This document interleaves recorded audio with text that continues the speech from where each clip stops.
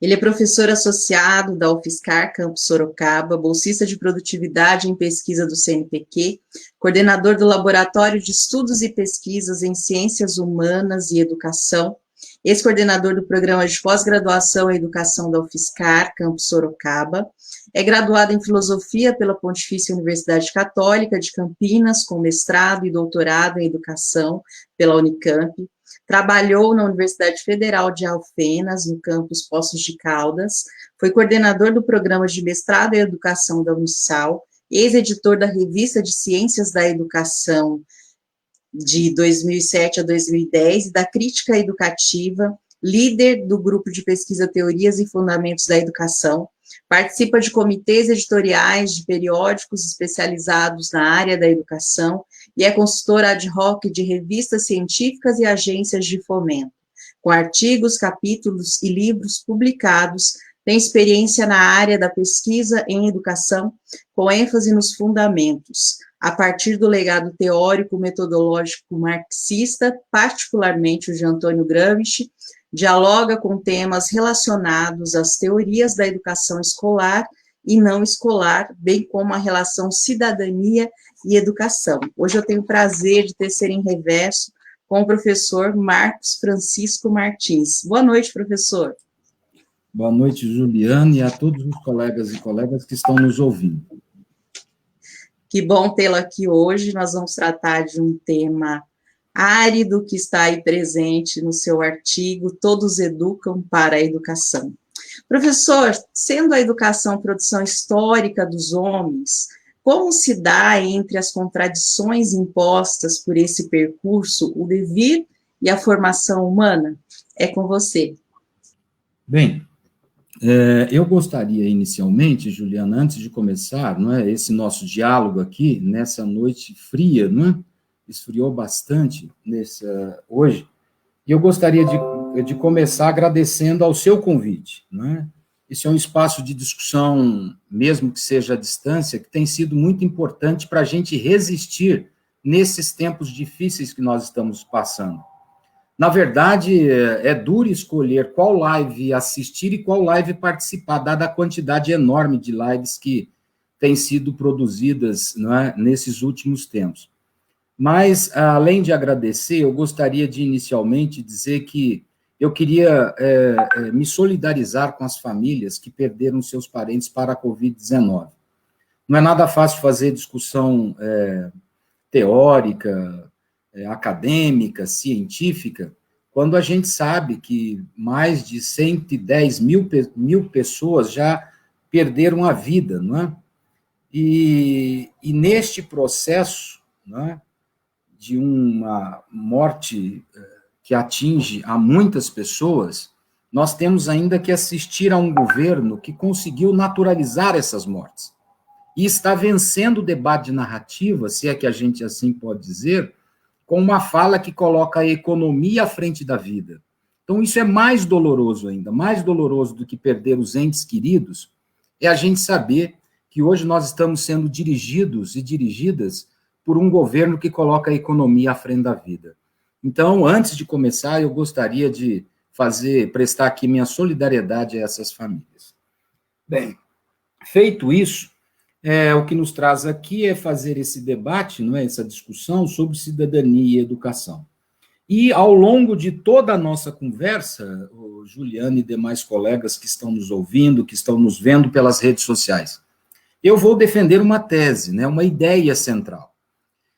E a ideia central que eu pretendo defender aqui nesse diálogo com vocês é que todos os processos educativos, sejam os processos educativos escolares, sejam os processos educativos não escolares, eles trazem consigo uma concepção de cidadania, uma visão de cidadania. E, se isso é verdade, em outros termos, a gente pode afirmar que todos educam para a cidadania. Muito embora essa ideia, não é, que eu vou tentar defender, todos eduquem para a cidadania, possa parecer evidente para alguns, não é evidente para todo mundo. Porque até em nosso meio, hoje em dia, no meio educacional, colegas, não é, que defendem que nós devemos educar para a cidadania. Ora, a ideia que eu vou defender é diferente.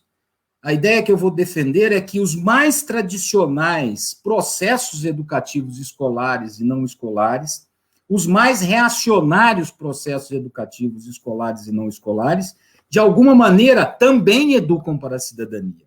Então, essa tese que eu vou tentar defender aqui, essa ideia central que eu vou tentar defender, pode guardar, de alguma maneira, alguma polêmica, não é? E, começando, então, a responder às suas perguntas, eu gostaria de começar fazendo uma introdução a esse debate sobre cidadania e educação, não é? Afirmando o seguinte: se a gente observar o desenvolvimento da história da humanidade, nós poderemos ver que o ser humano se transformou radicalmente ao longo dos tempos. Nós não somos aquilo que fomos e não seremos aquilo que somos. Na verdade, não é? Se a gente observar a história da humanidade, o ser humano transformou-se em relação ao seu modo de ser, ao seu modo de agir, ao seu modo de pensar e ao seu modo de sentir. E por que isso acontece? Obviamente, porque o ser humano não nasce pronto, não é? Ele é fruto de uma série de elementos e processos que interatuam para produzir, em cada momento histórico, o ser humano tal qual ele é. É por isso que, dentro do paradigma do grande modelo teórico com o que eu dialogo, que é o materialismo histórico e dialético, a gente costuma sintetizar isso assim, né? O ser humano é um ser de praxis, cuja sua essência é produzida pelo trabalho. Então, quando a gente diz assim que o ser humano se transformou, vem a pergunta, ora, se ele se transformou, quem é o sujeito desse processo de transformação? Quem é o protagonista desse processo de transformação? É o próprio ser humano, que transforma o mundo natural e social e transforma-se a si mesmo. Isso é muito possível de ser observado, né, quando a gente olha para o desenvolvimento histórico da humanidade. Mas o que isso tem a ver com educação? A gente observar que o ser humano se transformou radicalmente ao longo da história. O que isso tem a ver com a educação? Saber que o ser humano é um ser inacabado, portanto incompleto, inconcluso, não é? Ora, isso tem muito a ver com a educação. E eu poderia dizer que se o ser humano é ele mesmo que produz o seu acabamento, a sua lapidação, e por que ele precisa produzir o seu acabamento, a sua lapidação? Porque ele não nasce pronto, ele precisa ser formado, não é? Então, é esse processo social de formação do ser humano por ele mesmo que a gente chama de educação. Portanto, a educação é todo e qualquer, pode ser entendida como todo e qualquer processo de formação humana. Portanto, a educação é um processo que está contido na história da humanidade e dela não se separa. Para usar uma terminologia própria da literatura da área das ciências humanas, sociais e sociais aplicadas, a gente poderia dizer assim, não é? A educação é um processo imanente à constituição do ser humano. Por isso, alguns autores, entre os quais é o professor Demerval Saviani, diz assim, a educação é a mediação no seio da prática social global. Sem a educação não há ser humano, portanto, não há relações sociais. Por que a gente afirma isso? Porque nós estamos concebendo o ser humano, estamos concebendo a educação como todo e qualquer processo de formação do ser humano por ele mesmo. E por que o ser humano precisa se formar? Ora, porque ele não nasce pronto, não é? E no que consiste o trabalho pedagógico, não é? O trabalho pedagógico é justamente o ato desse ser humano de humanizar-se, de formar-se como ser humano, produzir-se como ele é. Nos termos do professor Saviani, a gente poderia dizer assim, o trabalho pedagógico é o ato de produzir em cada indivíduo singular a humanidade que é produzida histórica e coletivamente pelo conjunto dos seres humanos. Então, observe, se o ser humano se transformou, não é? O sujeito dessa transformação é ele próprio. E essa formação do ser humano por ele próprio é o que nós chamamos de educação. Bom, considerando isso, não é? considerando que o ser humano se transformou ao longo dos tempos e considerando que a educação é justamente o processo de formação do ser humano, né? Essa formação do ser humano, ela varia em cada contexto, né? Cada formação econômica e social, cada sociedade forja para si, né? No calor das relações sociais que ocorrem em seu interior, um ideal de ser humano que lhe é adequado, que lhe é apropriado. Então, desculpe, se a gente estivesse em outro contexto, a gente verificaria ali o ser humano sendo produzido por si mesmo. Mas objetivando o quê? Visando alcançar o quê? Um ideal de ser humano. Então, em cada contexto, em cada sociedade, existe um ideal de ser humano presente. E a educação consiste em colocar em prática, em formar o ser humano de acordo com esse ideal que é produzido no calor das relações sociais em cada contexto. A gente pode dar exemplo disso, não é?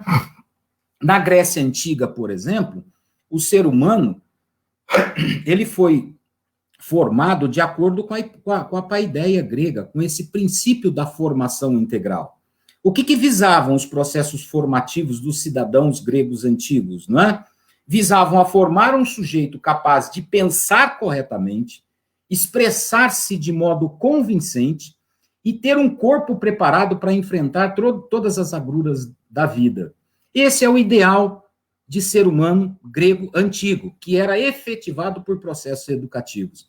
Agora, se você muda o contexto e vem para a Idade Média, por exemplo, qual era o ideal de ser humano ali presente que era perseguido, não é? Que era efetivado por processos educativos? Era formar o ser humano de fé, não é? Então, perceba, muda o contexto, muda o ideal de ser humano presente em cada contexto.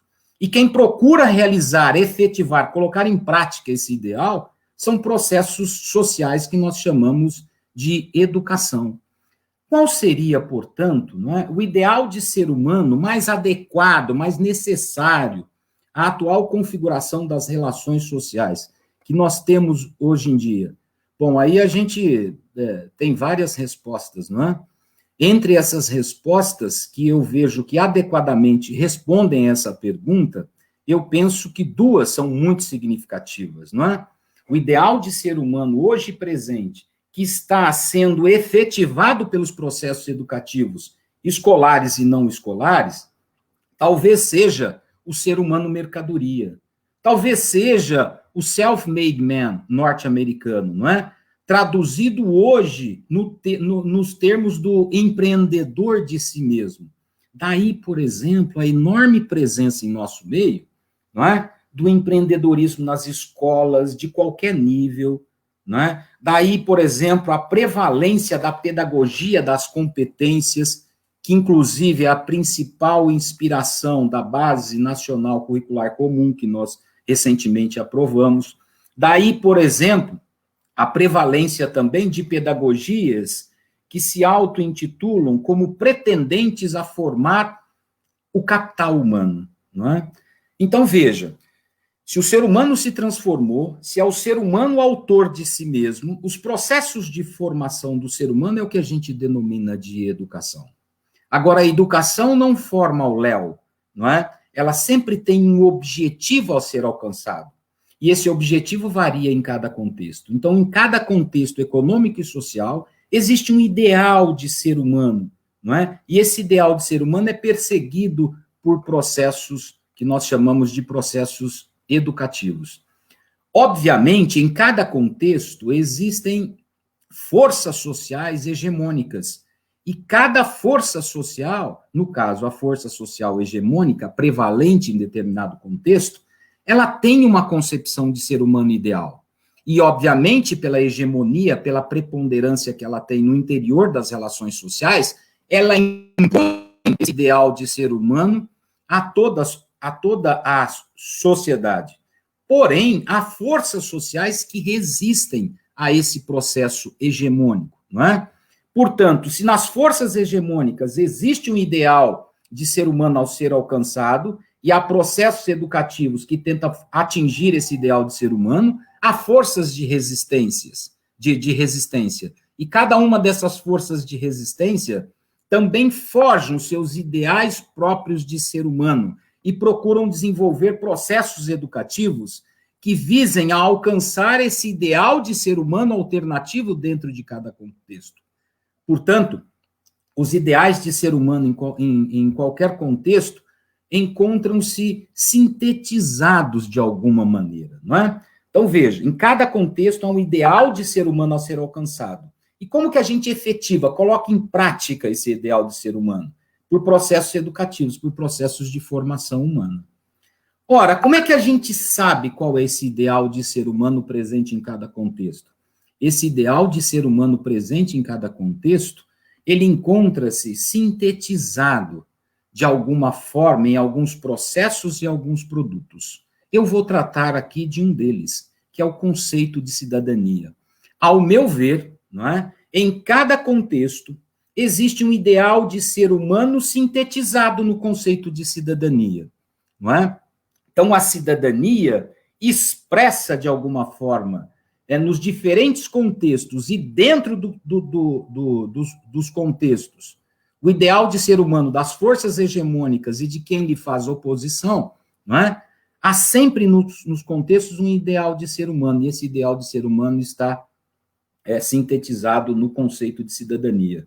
Se a educação visa a formar o ser humano de acordo com o ideal, a educação, seja ela escolar ou não escolar, visa a colocar em prática, não é, aquilo que está expresso nos conceitos de cidadania. Exagerei na minha linguagem para expressar a pluralidade dos conceitos de cidadania. Os conceitos de cidadania presentes em cada contexto guardam em si um ideal de ser humano, não é, daquele contexto e das forças sociais ali presentes. E procura-se efetivá-lo por meio de processos educativos. Por isso, estudar cidadania é muito significativo, porque nós estaremos estudando as finalidades da educação escolar e não escolar. A cidadania guarda em si, indica os fundamentos, as perspectivas, os métodos, os conteúdos dos processos educativos. Mas, mais do que isso, quando você identifica um conceito de cidadania prevalente em determinado contexto, você identifica neste contexto o que é desejado, isto é, o que é bom, belo, justo e verdadeiro. Você identifica o que é civilizado. O ideal de cidadania estabelece um padrão daquilo que é civilizado. E o que não é civilizado, obviamente, é bárbaro, é incivilizado, portanto, renegado. E renegado por quê? Porque é mau, porque é feio, porque é injusto, porque é falso. Então, estudar cidadania significa identificar qual é o ideal de ser humano presente em cada contexto, que é assumido por processos educativos, no momento em que os processos educativos estão visando a colocar em prática esse ideal de ser humano. Não sei, Juliana, se respondi adequadamente a sua pergunta, mas, enfim, para tratar do devir e da formação humana, eram essas as considerações que eu queria fazer, tendo como referência a discussão entre cidadania e educação.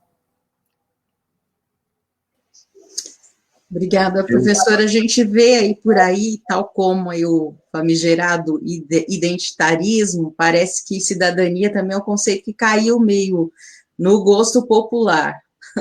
Fala um pouco para a gente, então, sobre detalhe um pouco mais sobre esses vários significados aí do termo, bem como a sua implicação política, né, que me parece muito importante nos seus estudos. Tá certo. Vamos lá, então, em relação ao conceito de cidadania, mas lembrando sempre que esse enfoque que eu estou tentando dar ao conceito de cidadania é um tanto quanto diferente de outros enfoques que normalmente a gente encontra por aí, não é? Então, é preciso explicar e compreender bem o enfoque que eu estou tentando caracterizar. Bom, se a gente sabe que o ser humano se transformou ao longo do tempo, né? Se a gente sabe que em cada contexto existe um ideal de ser humano, se a gente sabe que o conceito de cidadania em cada contexto expressa, guarda em si esse ideal de ser humano, a gente sabe também que processos educativos, entendido como formação humana, os processos educativos, escolares e não escolares, visam a colocar em prática esse ideal de ser humano presente na cidadania. Mas ocorre que a palavra cidadania, ela é plural, ela é multívoca, não é? Ela não é uníssona, não é? Existem vários conceitos de cidadania. E essa palavra tem uma etimologia que nos remete, não é, à antiguidade clássica, à Grécia e à Roma, não é? A gente sabe, por exemplo, que no grego, não é, polis é cidade em grego. E cidade é aquele espaço que acolhe o ser humano, e acolhe o ser humano, entendido o ser humano como Aristóteles entendia na política, não é, como zoon politikon, não é? Isto é, com o habitante da polis. No grego antigo, polis é esse espaço, não é, que hoje a gente compreende como cidade. E no latim, não é, na Grécia, em Roma antiga, cidade em latim é traduzido pelo termo civitas. Daí vem a palavra desenvolvida ao longo da história, não é? Chega essa palavra civitas do latim, no nosso português, como cidadão e cidadania. Portanto, cidadão e cidadania, hoje, não é? São palavras que têm origem no grego antigo e no latim antigo, não é?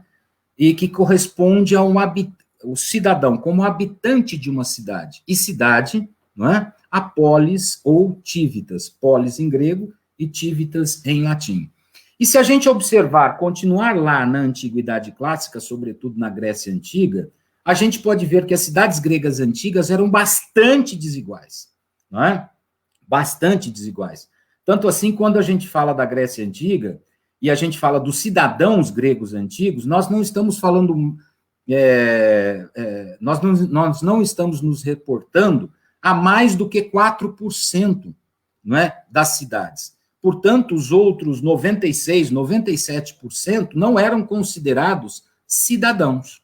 Então, era uma realidade bastante desigual, aquilo que a gente via na Grécia Antiga. Ou seja, 95%, 96% das pessoas eram excluídas, não é?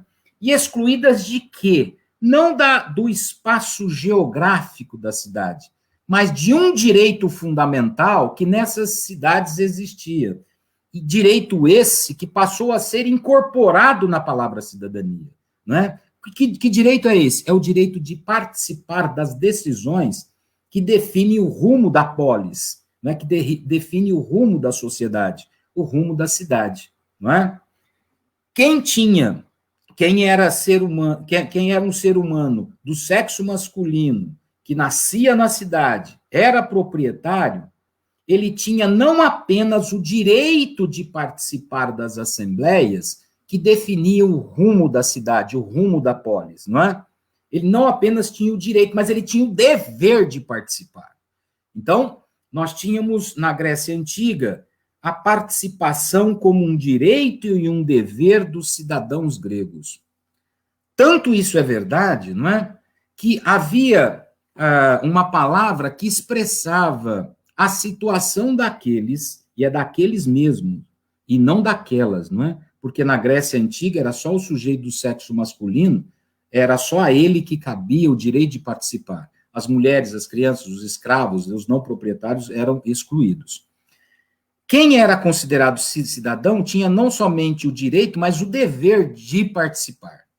E quem tinha o direito e o dever de participar e se negava a participar e apenas se dedicava às suas questões relacionadas ao interesse pessoal, lá na Grécia Antiga eram chamados de idion, de onde vem a nossa palavra, hoje em dia utilizada na língua portuguesa, idiota. Idiota, portanto, na Grécia Antiga, era o sujeito que, mesmo sendo considerado cidadão, não é?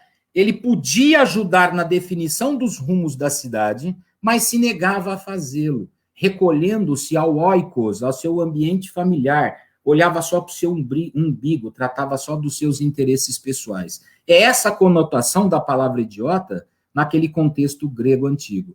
Ora, observando esse contexto grego antigo, é possível identificar similaridades e distanciamentos em relação àquilo que acontece no Brasil hoje em dia, não é? Similaridades por quê? Tanto na Grécia Antiga quanto no Brasil, nós observamos profundas desigualdades econômicas, sociais, políticas e culturais. Nós observamos essa similaridade entre outras, mas há também distanciamentos, não é? E quais distanciamentos a gente poderia apontar, não é? Entre os distanciamentos, nós poderíamos dizer que quem na Grécia Antiga era considerado cidadão, efetivamente tinha não só o direito de participar, mas o dever de participar, e muitos participavam na definição dos rumos da cidade, dos rumos da sociedade. Mas isso lá na Grécia Antiga era cerca de 4% da população. No Brasil é diferente. No Brasil, hoje, todos e todas, não é, são considerados cidadãos, não é? São considerados, têm o direito de serem considerados cidadãos, mas poucos participam. Isso caracteriza uma diferença entre aquilo que acontecia na Grécia Antiga e o que acontece hoje no Brasil. Mas há também similaridades, como nós apontamos. Veja, é nesse contexto grego antigo, não é, em que a participação na definição dos rumos da cidade era algo muito significativo.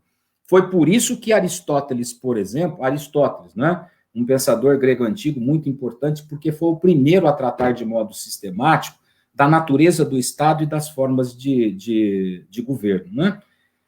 Para o Aristóteles, cidadão era aquele que possuía, não é, a participação legal na autoridade deliberativa e judiciária, não é, da cidade.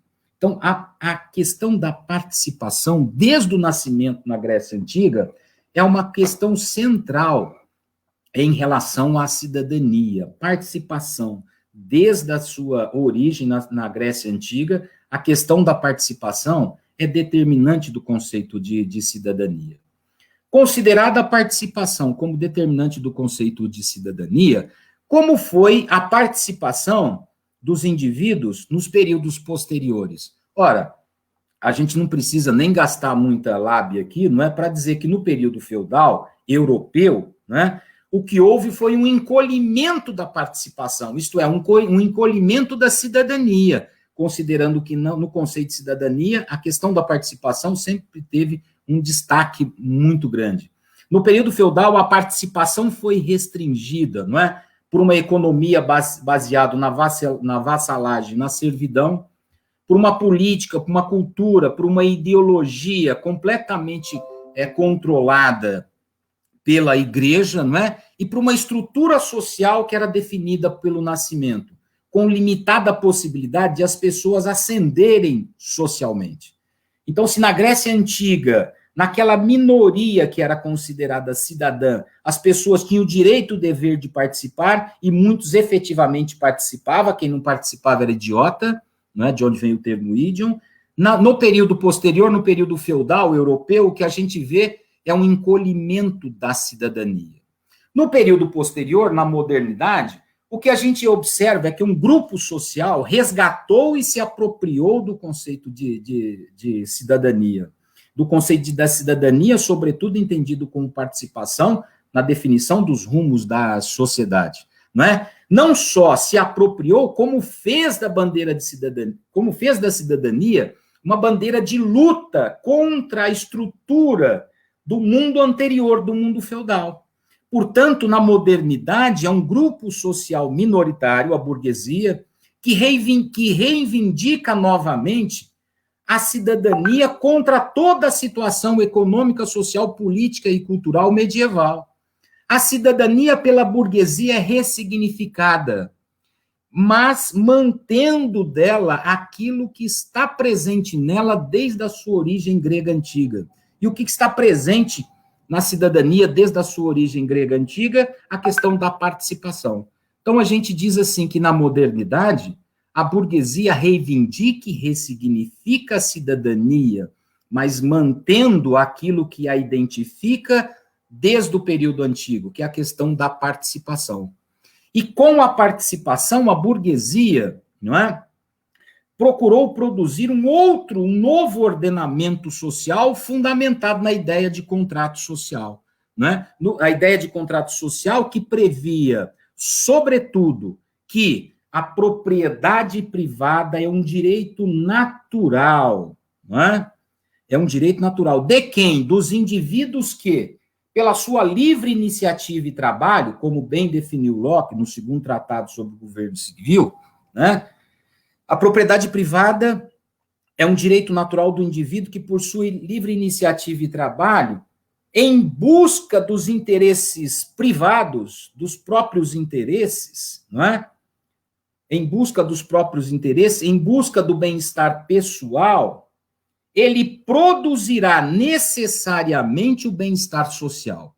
Então, observe, se a cidadania na Grécia Antiga era um dever mais do que um direito, não é, de participar, no período feudal essa participação encolheu. Na modernidade, ela é assumida pela burguesia para transformar o mundo feudal no mundo capitalista, no mundo burguês. Sustentado no quê? Numa ideia de um novo contrato, de um novo acordo entre os indivíduos e grupos sociais, mas um acordo, né, que tinha um princípio, que tinha princípios elementares. Esses: eu sou o indivíduo e eu tenho naturalmente o direito de ter a propriedade privada. Não é? Eu, pelas minhas iniciativas e pelo meu trabalho, e em busca do meu interesse pessoal, do self-interest, como o Adam Smith coloca nas suas obras, eu buscando o meu interesse pessoal, se cada um buscar o seu interesse pessoal, inequivocamente, nós vamos produzir o bem-estar social. Isso é uma tese moral smithiana, não é? É uma crença de que se cada um buscar o seu interesse pessoal, isso resultará num bem-estar coletivo. Ora, quem fez isso? Né? Quem fez isso foi a burguesia, transformando o mundo feudal e buscando sempre os seus próprios interesses como classe. E é por isso que a cidadania, na acepção moderna, não é um conceito que representa os interesses e necessidades dessa nova classe dominante, que é a burguesia, que pretendeu e efetivamente conseguiu ascender ao poder com a derrubada da civilização feudal. Então, observe, o conceito de cidadania nasce lá na Grécia Antiga, e é característico dele a questão da participação. Participação que no período feudal foi encolhida, participação que na modernidade foi feita pela burguesia para transformar, não é, todas as relações sociais feudais, produzindo a burguesia um mundo que seja a sua imagem e semelhança. Bom, e na contemporaneidade, não é? A palavra cidadania continua mantendo o incitamento à participação. Vamos traduzir. Falar de cidadania na contemporaneidade, hoje em dia, é falar de participação dos indivíduos, dos grupos sociais, na vida social. Agora, mais do que isso, na contemporaneidade, é importante observar que a cidadania ganhou um enorme valor subjetivo e intersubjetivo. A cidadania ganhou um enorme valor na cabeça dos indivíduos e do conjunto de indivíduos, de grupos sociais, de organizações sociais, de instituições sociais, de movimentos sociais. Falar em cidadania significa você ter os ouvidos abertos para aquilo que você tem a dizer. Veja, a palavra cidadania, ela ganhou tal valor subjetivo, não é? Tal valor que ela consegue validar as ações sociais de diferentes perfis, dizendo, isso é bom, belo, justo e verdadeiro, por quê? Porque é cidadão. Isso não é bom, belo, justo e verdadeiro, é bárbaro, é incivilizado. Portanto, a cidadania na contemporaneidade tornou-se um critério para definir o que é civilizado e o que é incivilizado. É justamente por isso, Juliana, não é, que na educação brasileira atual, o que a gente percebe é que a cidadania, tanto na Constituição Federal, no artigo 205, quanto na LDB, não é, em vigência, a cidadania tornou-se finalidade da educação nacional, tal valor positivo, subjetivo que ela tem. Tudo que fala sobre cidadania parece ser bem visto pelas pessoas.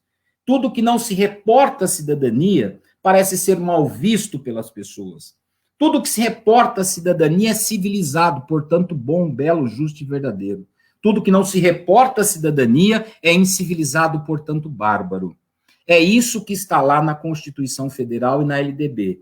A cidadania como finalidade da educação nacional. Ocorre que, se a gente for na Constituição e se a gente for na LDB, onde está escrito que a cidadania é finalidade da educação nacional, você não consegue encontrar a resposta à simples pergunta: o que é cidadania? Na Constituição Federal e na LDB, você não encontra essa resposta. Na legislação, você não encontra essa resposta. Veja a situação que eu estou procurando reportar para vocês. A Constituição e a LDB dizem a finalidade, o objetivo final da educação, não é? Na verdade, são dois, formação para o mundo do trabalho e para a cidadania. Aí você vai na legislação tentar ver o que significa cidadania, isso não está escrito lá. É por isso que aqueles que querem entender a finalidade educativa da educação nacional, consolidada na Constituição, no artigo 205, e na LDB, né, no artigo 2º, se você quiser entender o que é cidadania, você vai ter que fazer um exercício heurístico, um exercício de investigação, um exercício de pesquisa, para tentar saber o que é cidadania, o que é a cidadania que está expressa na Constituição Federal e na LDB, não é? No caso, particularmente, considerando os processos educativos. Bem, eu fiz, né, tenho feito há um certo tempo investigações desse tipo.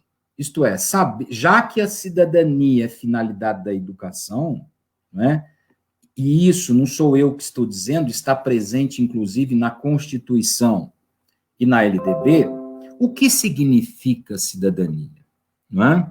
Bom, o que eu tenho percebido, não é que há vários conceitos de cidadania.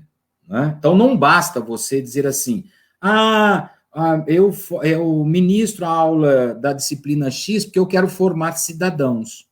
Quando uma pessoa fala isso, seria importante dizer para ela assim, mas o que você entende por cidadania? Não é? O conceito de cidadania, na verdade, é plural, ele é multívoco. E a gente já sabe, ele tem um grande valor subjetivo. Né? O que significa isso? Significa que ser considerado cidadão, né, é uma coisa boa. E ser considerado não cidadão significa ser considerado incivilizado, bárbaro. Né? Veja, os conceitos de cidadania são vários, com significados diferentes a depender do contexto vivido. Mas eles sempre se reportam de alguma forma à questão da participação dos indivíduos na vida social. Né? Eu tenho feito ultimamente investigações sobre isso, tem alguns textos publicados, livros publicados sobre isso, e das pesquisas que eu tenho feito, sobretudo a mais recente pesquisa que terminei, e uma das sínteses dela está expressa num artigo chamado Todos Educam para a Cidadania, não é? Eu procurei construir uma tipologia dos conceitos de cidadania que orientam os processos educativos escolares e não escolares. Uma tipologia, um conjunto de conceitos de cidadania diferentes, que de alguma forma estão hoje orientando os processos educativos escolares e não escolares. E eu cheguei à conclusão que, na verdade, são 5 os conceitos de cidadania mais presentes entre nós. Muito possivelmente existem outros, mas os mais empregados.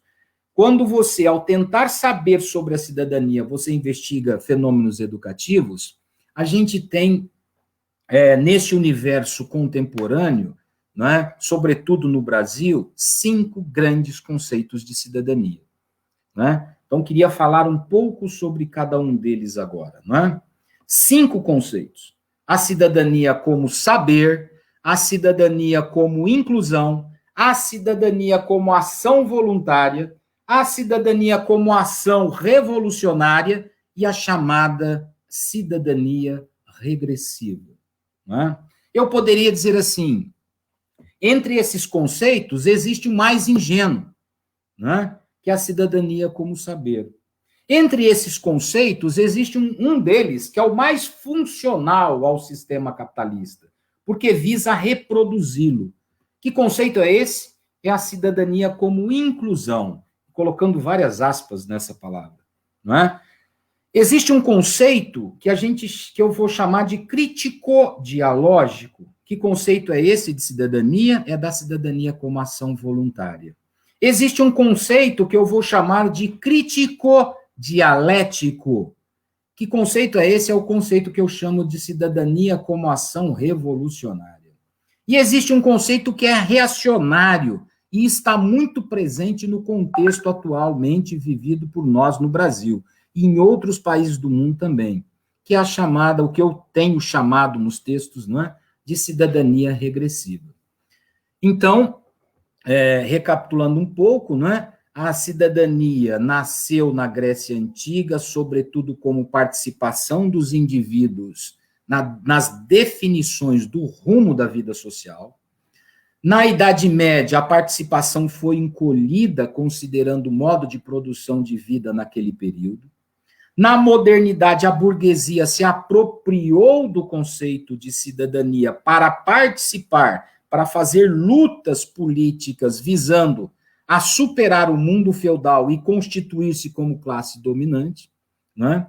E hoje em dia o que a gente percebe, não é, é que a cidadania, no nosso contexto, considerando a investigação sobre o fenômeno educativo, a cidadania é um conceito bastante plural e guarda um valor subjetivo enorme. São 5 os conceitos que eu gostaria, então, de apresentar para vocês. Cidadania como saber, cidadania como inclusão, cidadania como ação voluntária e cidadania como ação revolucionária, e cidadania como e a chamada cidadania regressiva. Eu queria, então, Juliana, apresentar agora, se você me permite, não é? Cada um desses 5 conceitos de cidadania que eu enxergo quando investigo o fenômeno educativo hoje em dia. Posso fazer isso agora ou você acha que dá uma parada? O que você prefere que eu faça, Juliana? Pode sim, professor. Eu aproveitei aqui para dar uma parada enrolando você só para molhar a minha goela, tá bom? Isso. Então, é bom. É bom e necessário. Bom, vamos lá.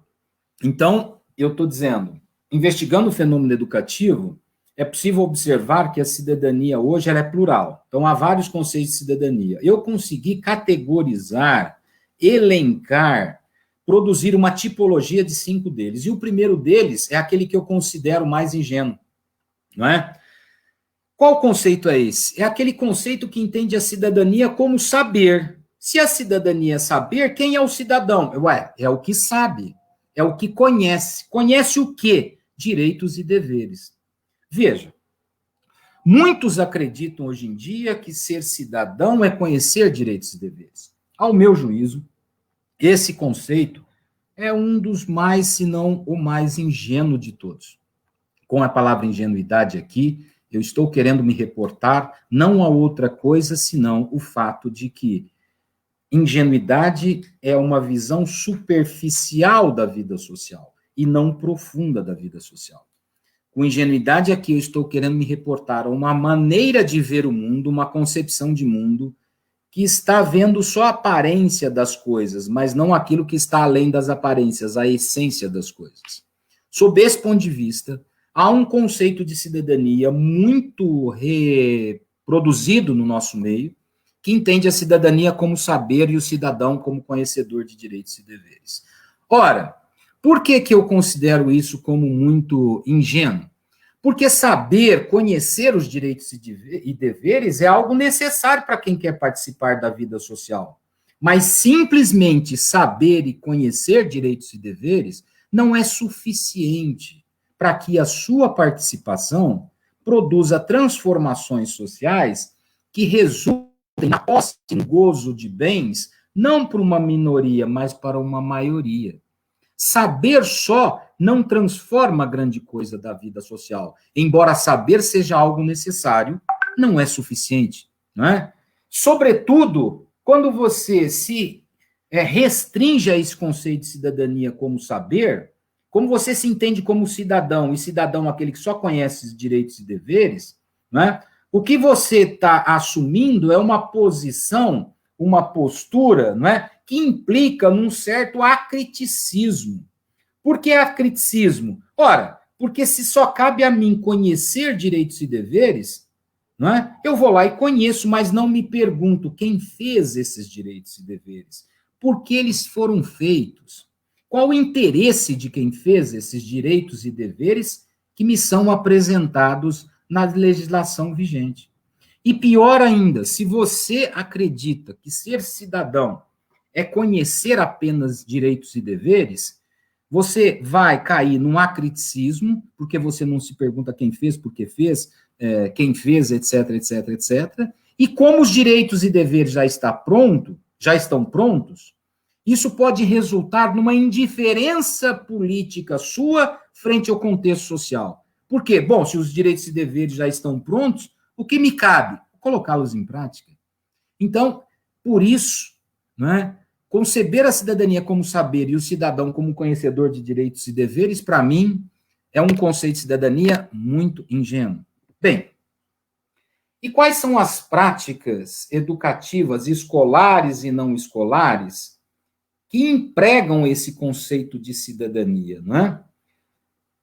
Veja, qualquer prática que enuncia direitos e deveres, bem como a estrutura social como algo pronto e acabado, não é?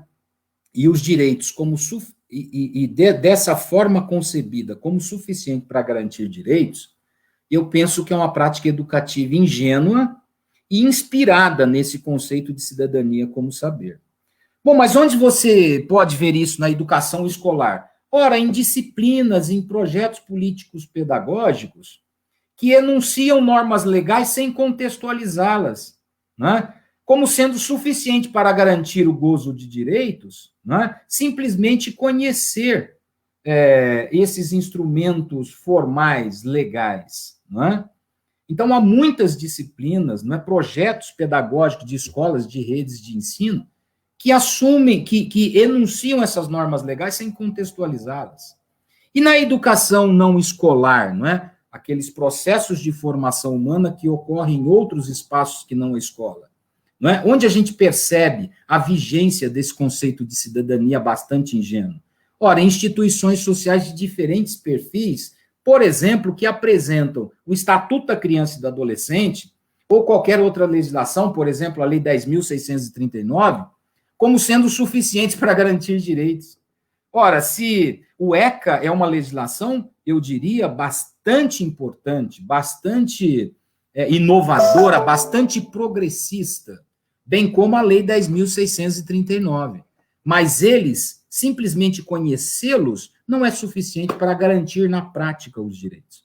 Então, esse é o primeiro conceito de cidadania, que ao investigar o fenômeno educativo, eu me deparei com ele. A cidadania como saber e o cidadão como conhecedor de direitos e deveres, não é?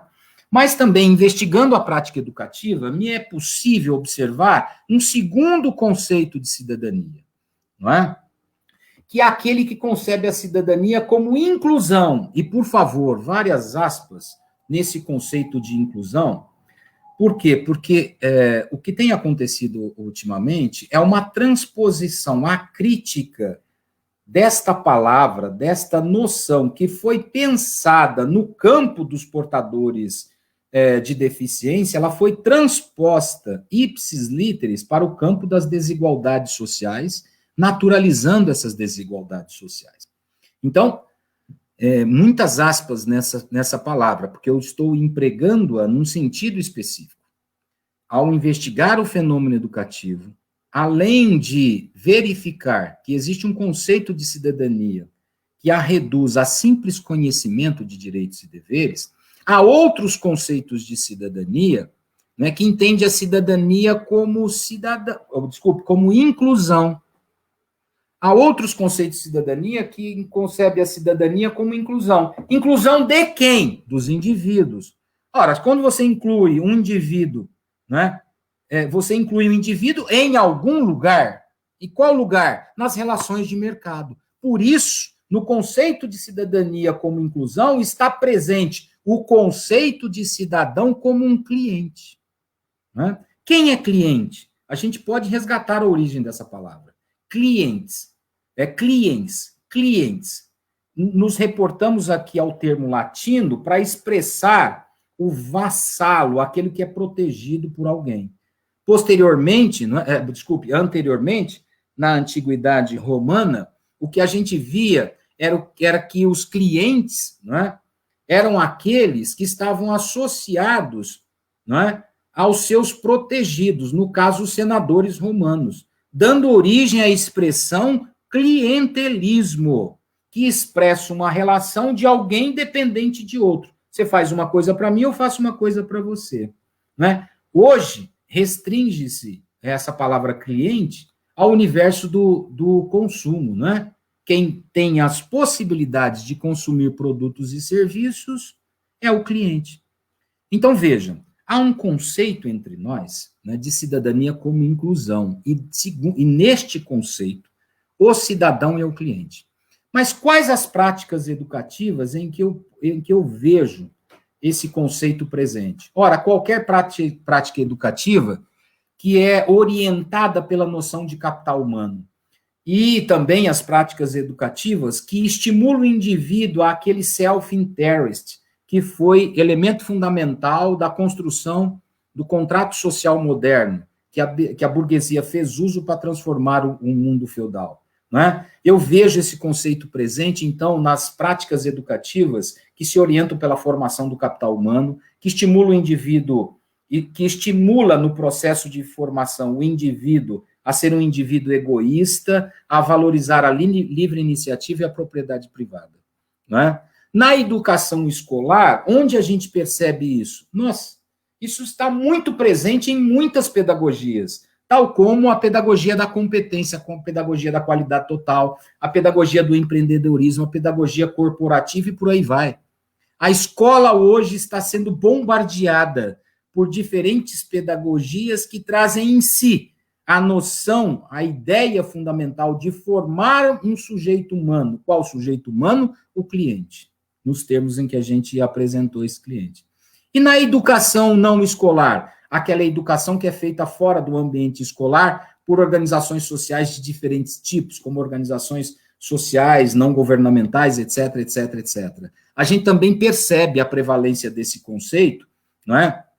Em processos formativos que são feitos nessas instâncias, nesses movimentos, nessas organizações, nessas instituições sociais, orientados pela chamada, que está muito em moda hoje em dia, educação empreendedora. Né? Ou mesmo por aqueles que expressamente desenvolvem ações fora da escola, orientando o processo de formação pelo capital humano. E também por aqueles que assumem que a formação que desenvolvem fora da escola está centrada, não é, numa finalidade, formar para o emprego. Não é? E aí se volta todo o processo de formativo para formar um empregado e não um ser humano na plenitude daquilo que é o ser humano. Então, veja, nós temos a cidadania como saber e o cidadão como conhecedor.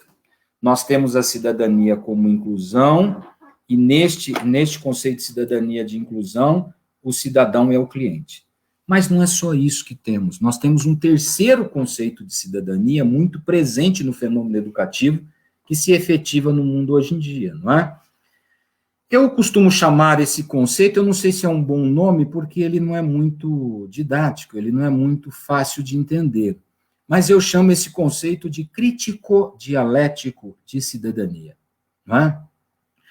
A cidadania, nessa perspectiva crítico-dialógico, né? A cidadania, nessa perspectiva crítico-dialógica, né? É a cidadania entendida como a ação voluntária do indivíduo nas relações sociais. Qual é o ideal de ser humano a ser formado? O voluntário. Isto é, aquele que é capaz de ser intérprete, interlocutor e ator na realidade, Mas qual realidade? Aquela realidade onde ele está vivendo, uma realidade pontual, uma realidade comunitária, uma realidade que exige o engajamento, não é, para solucionar problemas. Mas é um engajamento voluntário, portanto, momentâneo, não é que se dá só em momentos específicos. É possível perceber, investigando processos educativos escolares e não escolares, né? É possível observar neles não só a cidadania como saber, não só a cidadania como inclusão, mas a cidadania como ação voluntária, né? As práticas educativas que se orientam por esse conceito de cidadania visam a formar um cidadão com esse perfil, né? Que práticas são essas? Qualquer prática que identifica problemas sociais e tenta formar indivíduos capazes de entender os problemas que estão afetando-os naquela realidade vivida. Isso é feito dialogando com os educandos, mas a atuação é limitada àquele problema pontual. O objetivo do processo educativo é formar pessoas para enfrentar aqueles problemas que estão relacionados ao indivíduo, seja lá a condição de vida que ele tenha. É uma educação que visa a preparar as pessoas para enfrentar problemas pontuais e não solucionar problemas relacionados à totalidade da vida social, à estrutura social.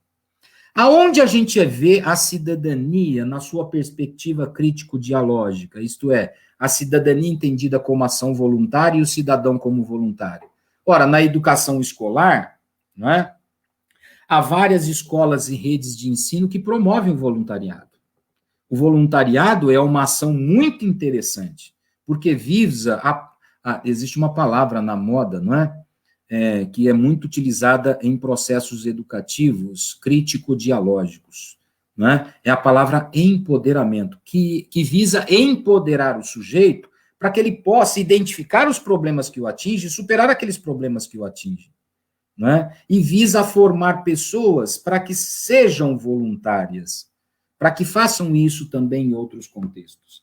E na educação não escolar, não é? Há várias ações de diferentes sujeitos que visam o engajamento momentâneo na solução de um problema localizado numa comunidade qualquer, né? Isso é muito presente nas organizações não governamentais, nas OCIPs, enfim, e até mesmo em empresas. Vamos pintar a escola, e todo mundo se engaja para poder pintar a escola. Olha, e as pessoas ficam com a consciência muito tranquila e límpida, porque fez algo de bom. Só que aquele algo de bom, e é bom mesmo, é belo mesmo, é justo mesmo, e é até muitas vezes verdadeiro, não é? Nem sempre. Isso, apesar de ser bom, belo, justo e verdadeiro, é uma ação localizada, que tem poucos impactos na estrutura social, na totalidade da vida social. Então, veja, esse é o terceiro conceito de cidadania. A cidadania na perspectiva crítico-dialógica, a cidadania entendida como ação voluntária. Nós temos, então, a cidadania como saber, a cidadania como inclusão e a cidadania como ação voluntária. Mas temos ainda um quarto conceito de cidadania que eu pude observar nas pesquisas que faço de fenômenos educativos para identificar qual é o conceito de cidadania que o está orientando, né? E esse quarto conceito é aquele com o qual eu mais me identifico, não é? É aquele conceito que eu chamo de crítico-dialético, não crítico-dialógico, né? Que conceito é esse, de perspectiva crítico-dialética? É aquele conceito que entende a cidadania não como ação voluntária que visa transformar apenas um universo pequeno, comunitário, mas é aquele conceito de cidadania que orienta a ação transformadora das estruturas sociais, a ação revolucionária. Quem seria o cidadão nessa perspectiva da cidadania? O militante. Militante é diferente do voluntário. Militante é aquele que tem uma atuação permanente para produzir outro tipo de sociabilidade, outro tipo de totalidade social, transformando, portanto, as estruturas e superestruturas que estão colocadas no momento presente.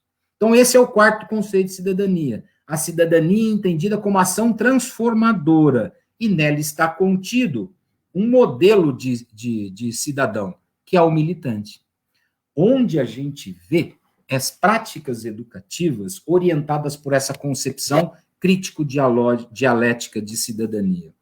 A gente vê em qualquer prática que identifica os problemas sociais e tenta formar indivíduos críticos, mas cuja atuação visa a impactar as estruturas e superestruturas sociais, a totalidade da vida social. Na escola isso acontece? Ora, acontece, não é? Com a ação de muitos educadores, não é? Que se orientam por esse conceito de cidadania no processo educativo que desenvolve, não é?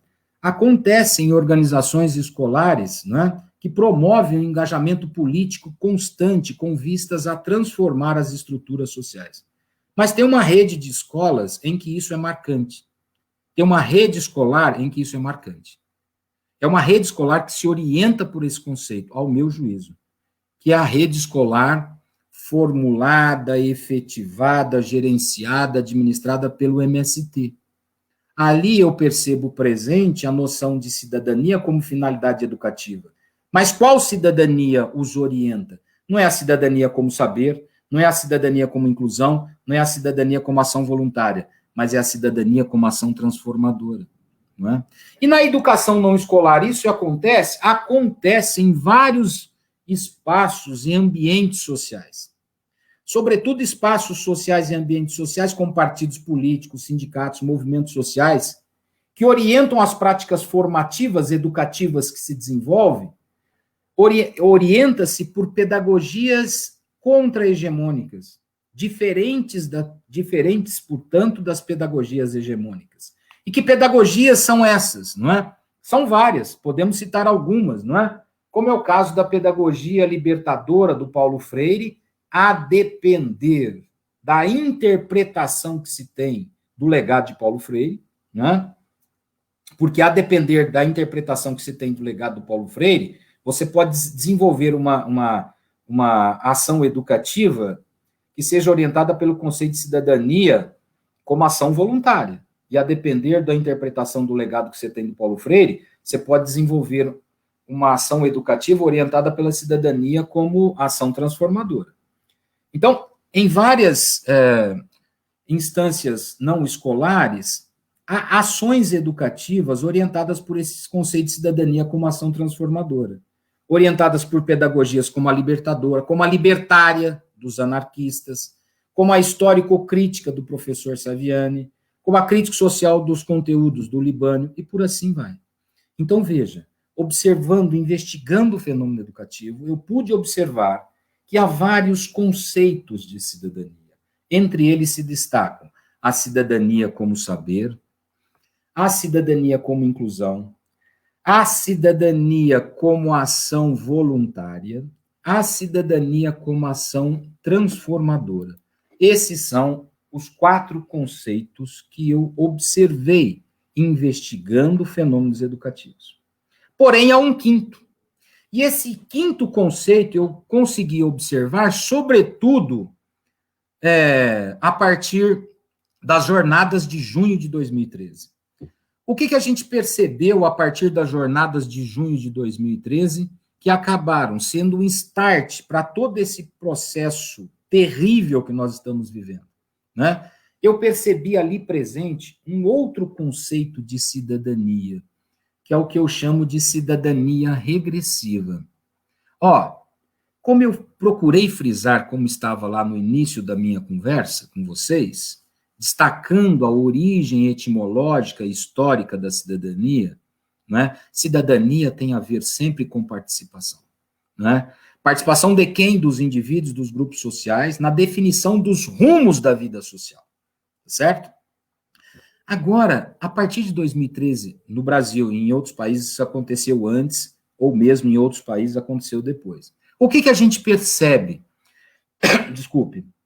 É que, no Brasil, a partir de 2013, um montão de indivíduos e de organizações sociais efetivamente participaram de manifestações, de atos, de vários eventos Olha, eles participaram, atuaram, agiram, mas a atuação que eles tiveram visou a não manter e ampliar os direitos, mas, ao contrário, a participação visou a diminuir e a eliminar direitos.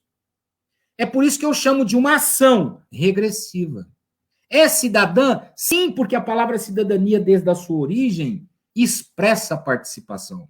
Só que a participação que a gente vê hoje em dia, de muitos indivíduos e grupos sociais, não é, visa participar efetivamente, mas para eliminar direitos, não é? Quem é o cidadão dessa cidadania entendida como ação regressiva? É o que eu chamo de reacionário, né? Portanto, a cidadania regressiva, nela está contida um modelo de cidadão, que é o reacionário. Em quais práticas educativas, né, eu percebo que esse conceito de cidadania está presente? Ora, em práticas educativas que visam a formar esse cidadão reacionário, não é? Então, em qualquer prática que se efetiva na tentativa de reduzir os direitos sociais, sobretudo elogiando sociabilidades pregressas, não é? Como a feudal, como a ditadura militar no Brasil, enfim, por aí vai, né? A gente percebe que ali estão sendo desenvolvidos processos de formação humana orientados por um conceito de cidadania, que eu chamo de cidadania regressiva. E na escola, isso acontece? Sim, ao meu juízo, escola sem partido é a iniciativa mais expressiva do conceito de cidadania como ação regressiva e do cidadão como reacionário. O Escola Sem Partido teve uma atuação, muito embora seja um movimento social, portanto não escolar, a sua atuação visou a transformar a realidade escolar. E o que orientou o movimento de Escola Sem Partido? O conceito de cidadania regressiva. E na educação não escolar, onde a gente percebe a presença da cidadania como ação regressiva e a tentativa de formar esse cidadão, que eu estou chamando de reacionário, vocês podem dar o nome que quiser, obviamente, né?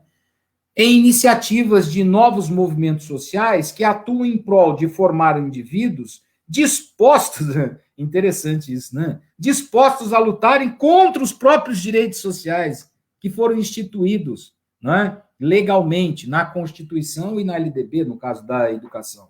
Me dê um exemplo, você poderia me perguntar. Sim, o MBL, não é? Cuja atuação é contra a educação pública e gratuita. Então, veja, nós temos vários conceitos de cidadania presentes, orientando o processo educativo. Eu cataloguei, eu enumerei, né? Eu elenquei, eu produzi uma tipologia que contempla 5 deles. A cidadania como saber, a cidadania como inclusão, a cidadania como ação voluntária, a cidadania como ação transformadora e a cidadania como ação regressiva. Então, Juliana, se você me perguntar, como você me fez a pergunta sobre os conceitos de cidadania, é essa resposta que eu me preparei para dar para você. Maravilha, professor. Professor, nós temos aqui nos comentários 2 perguntas. Você pode responder? Posso, só que eu não consigo enxergar aí, porque eu... Tá, eu vou ler para você, pode deixar. E eu anoto aqui. A primeira é a da Lúcia Schermack. Professor, você acha que cidadania é um termo, sentido, que está banalizado em nossa sociedade? A segunda é do Williams Rodrigues. Como as jornadas de junho deram origem ao conceito regressivo de cidadania para diminuição e eliminação de direitos, se as jornadas pautavam o passe livre como uma ampliação do direito à cidade? Com você, professor. Uhum. Bom, primeiro a pergunta da Lúcia, a quem eu agradeço, né? A palavra cidadania, se você diz assim, a palavra cidadania ela está banalizada, se você entender banalizada como muito utilizada, como fulanizada, eu diria que sim. Ela tem sido muito empregada ultimamente, exageradamente empregada. A gente se depara na área da educação com a palavra cidadania em todo e qualquer documento que a gente estude na área da educação, inclusive na Constituição e na LDB, não é? Mas também projetos político-pedagógicos, nas portarias, enfim. É uma palavra, se você entender o termo banalização como muito empregada, eu concordaria com você. É muito empregada, é banalizada, entendido a banalização nesse sentido. Contudo, você pode entender a palavra banalização como algo utilizado e sem valor. Aí eu discordaria de você. Por quê? Porque se hoje você for fazer qualquer ação social, educativa, seja na escola, seja fora dela, quando você diz assim, essa ação eu vou fazer isso, vou fazer aquilo outro, mas eu quero formar para a cidadania. Olha, as pessoas te ouvem melhor, te aceitam melhor. Por quê? Porque a palavra cidadania, neste sentido, ela não foi banalizada. Ela adquiriu um valor subjetivo e intersubjetivo muito significativo. Então, para mim, a palavra banalização aí, dependendo como for interpretada, eu responderia sim, Lúcia, ou dependendo como é interpretada, eu diria não, Lúcia. Não é? Em relação à pergunta do William, que é muito interessante, não é? Ora, eu disse que a cidadania regressiva, ela surgiu nas jornadas de junho de 2013, mas se é que eu entendi a pergunta, me perdoe, viu, William? Que eu posso ter a interpretação equivocada do seu interesse na pergunta, mas pelo que eu entendi é assim, você disse que a jornada de junho de 2013 foi o start, foi o ponto de partida para a construção ou para a evidenciação da cidadania como ação regressiva, mas a jornada de junho de 2013, elas começaram com uma reivindicação que não tem nada de reacionário, que era o passe livre. Ora, aí nós teríamos, né, William, um montão de coisas a falar aqui, talvez possa ser objeto de uma próxima live, né, Juliana? Por quê? Porque a gente sabe que naquele momento histórico no Brasil, as mobilizações, elas nasceram de uma reivindicação legítima e de um setor progressista, né, que é o movimento do passe livre, não é do movimento Brasil Livre, né? Movimento Passe Livre, que são companheiros valorosos, que fazem a luta por um direito fundamental, que é o direito ao transporte, né? Que, aliás, está contemplado na Constituição. Ocorre que, né, William, você deve saber, talvez até mais do que eu, que aquele movimento que começou como sendo um movimento progressista, ele foi manipulado, ele foi tomado dos progressistas e foi vertido para uma outra finalidade. Qual a finalidade? A finalidade de desconstruir uma perspectiva progressista e começar no Brasil um processo de disseminação de ideias autoritárias, reacionárias. E isso aconteceu não só na jornada de junho de 2013, mas com outros movimentos a ela articulados em outros contextos, como, por exemplo, na mídia, não é? Com a Rede Globo, que no início dizia que os meninos e as meninas do passe livre deveriam realmente serem reprimidos pela polícia, e depois ela começou a estimular as pessoas a irem para a rua, interrompendo até a novela, o que nunca tinha acontecido, para chamar as pessoas para irem para a rua. Então, a jornada de junho de 2013, ela startou um processo que, muito embora ela tenha tido uma origem progressista, ela foi tomada pelos autoritários, pelos conservadores e pelos reacionários brasileiros. Na mídia, na justiça, e aí o exemplo mais claro, não é a Lava Jato, muito embora a Lava Jato tenha sido validada por outros espaços da justiça e por espaços políticos também no Congresso Nacional. Haja vista que um dos resultados da jornada de junho de 2013 foi a ilegítima deposição da presidenta Dilma Rousseff.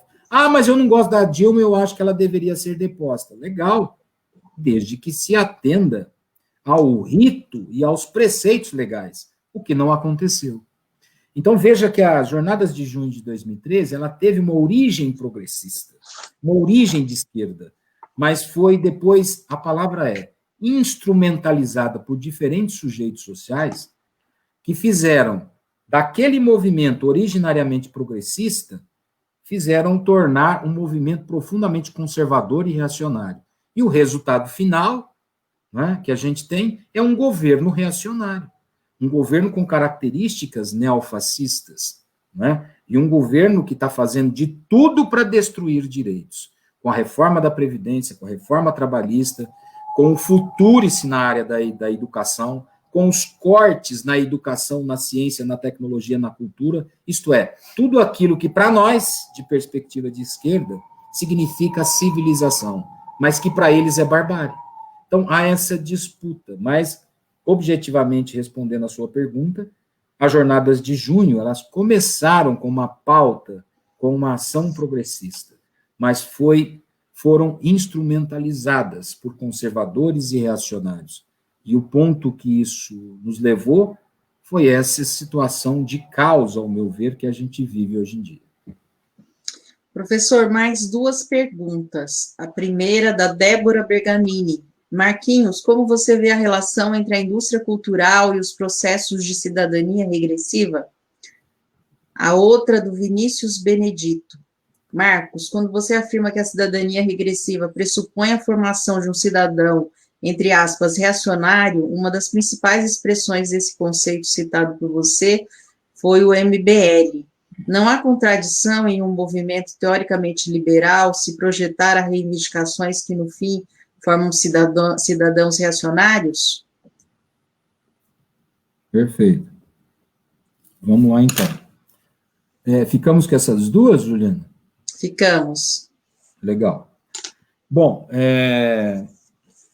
a Débora, que me pergunta sobre a relação entre cidadania regressiva e indústria cultural, é uma belíssima pergunta, daria até uma tese de doutorado, né? Por quê? Porque o que a gente percebe hoje é que esse processo de criação de um novo ideal de ser humano consolidado, consubstanciado num conceito de cidadania que eu estou chamando de cidadania regressiva, dele decorre, né, ações em diferentes campos, né, e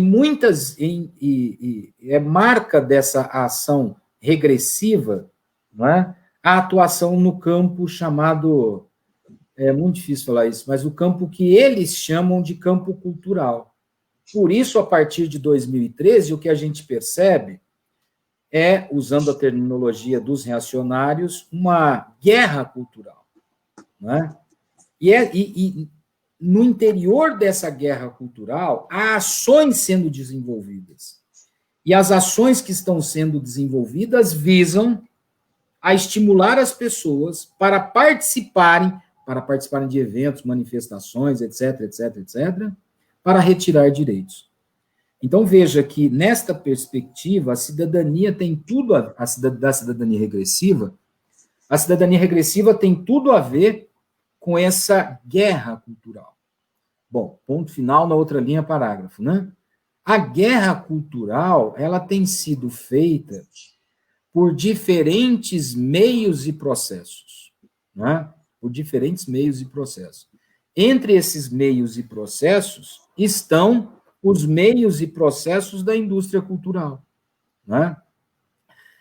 Sejam os meios de comunicação, sejam os filmes, sejam até mesmo atividades de lazer. Lembram-se como as tardes de domingo eram recheadas de coisas para fazer para a classe média? Tarde de domingo é hora de lazer.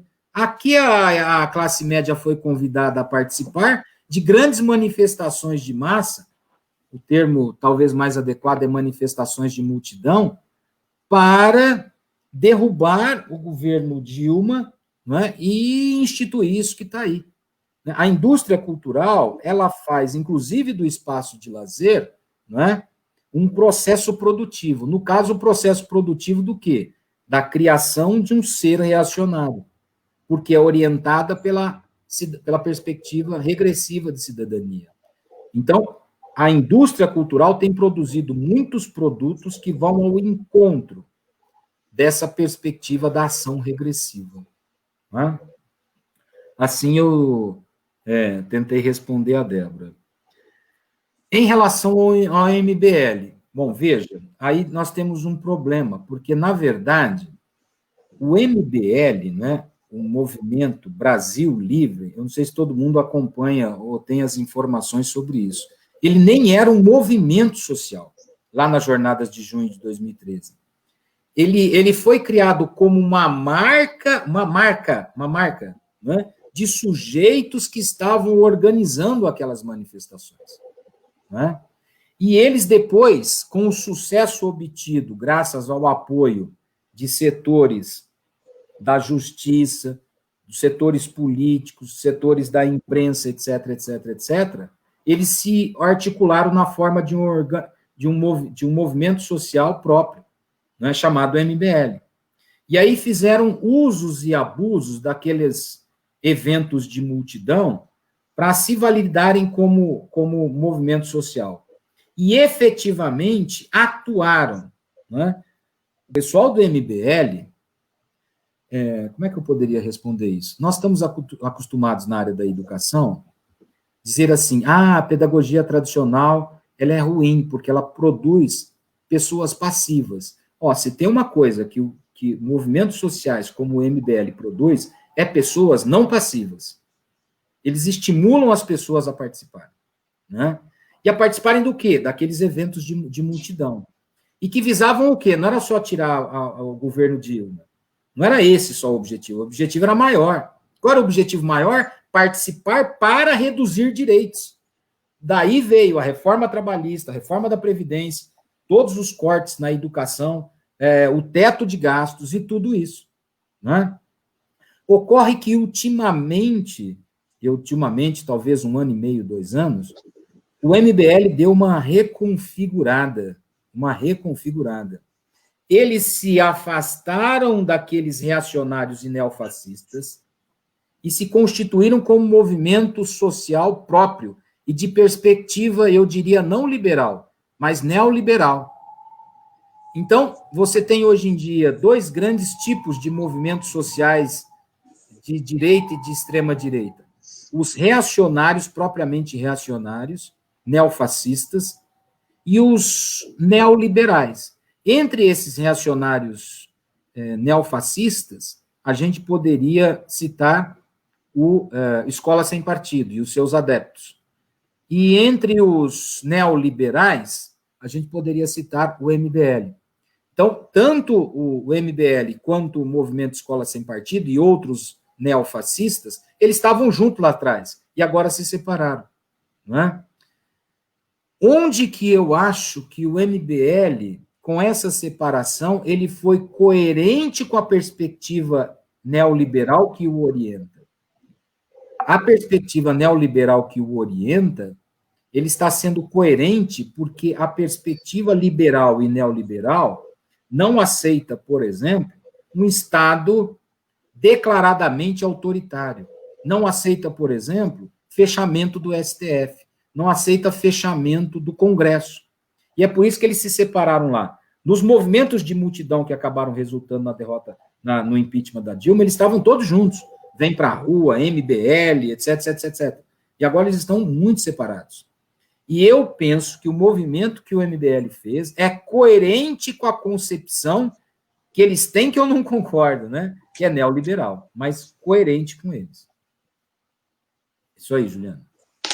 Muito bem, professor, vamos finalizar então as perguntas. Eu gostaria que você nos dissesse aí, nos contasse um pouquinho sobre as suas leituras de quarentena.